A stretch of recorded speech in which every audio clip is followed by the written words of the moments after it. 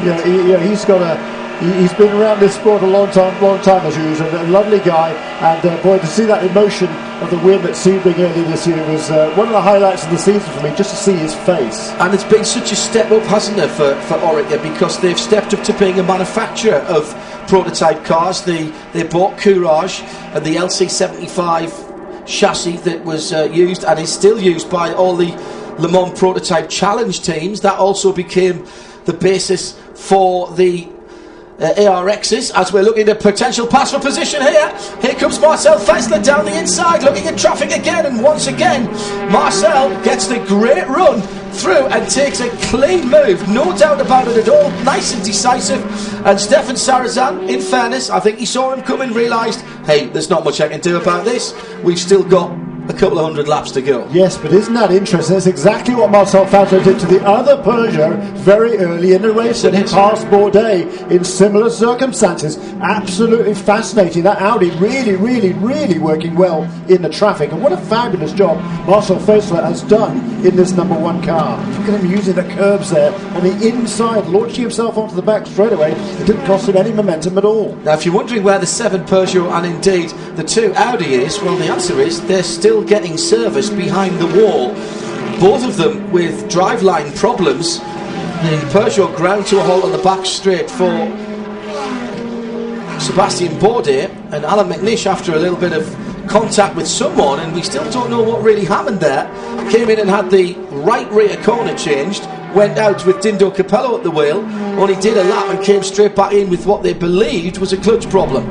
And so both of those teams working really hard behind the scenes in the paddock, trying to get those cars back into the race and salvage some points to continue this battle in the ALMS Championship. I've got to say there that I don't think Marcel Fessler wants to make it 3 wide through there, and indeed he doesn't, as he comes up behind the Crown Plaza BMW, and that's allowed Stefan Sarazan through turn 5 to have a shot, and this time it's Sarazan who's got the run. He's got to pick his time. Now he's flashing his lights at the Audi in front of him, but that doesn't faze Fessler. He's been a touring car driver, he's seen all of that before.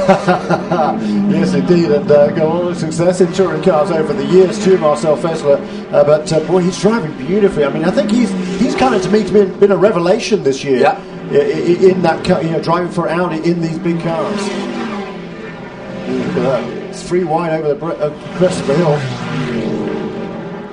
Wow, this is fabulous. Yeah, and the margin, if you look just over the top of the hill, is the leading car, Marc Genet, just sort of disappearing over the crest, coming down into turn 12.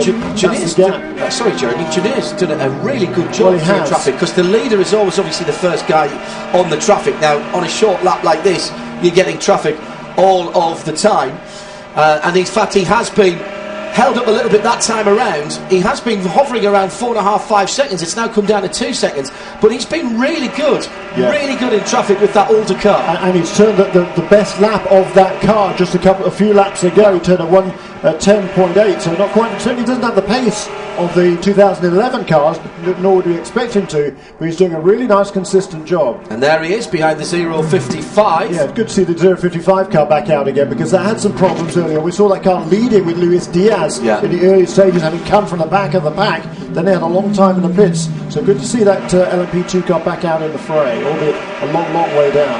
Reno Franchitti now at the wheel. Now it appears to me that that's swapped around again, and that's Stefan Sarazan ahead of us in Marcel Fessler's car. So that was another fumble through traffic, and this time advantage Sarazan. Just to be taking our eyes off it for a moment to say hello to Marc Genet at the head of the field, and of course it changes. It will not be the last pass for position in the top 3. I predict confidently between now and lap 394. There you go. I'm putting that down on the table right now. I think we've had 10 or 11 changes of lead so far, for 5 different cars leading the race and 7 different drivers. So that is the number 1 of Marcel Fessler, now back in 3rd position. Shout out for Stefan Mucker and Pierre Rags, by the way, in 4th and 5th position.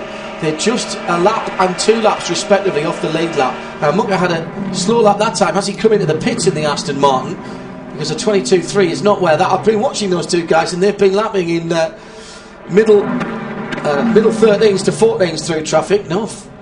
Yeah, he has. looks like Muck has come into the pit lane. Due a pit stop pretty soon, because he did not. Neither he nor Mark Genet came into the pits during that last caution period, and it's a bit risky with the race as it's unfolding. It's a bit risky, I think, not to come into the pits when there is a full course caution. Well, gives you the opportunity to change your tyres for no loss, really.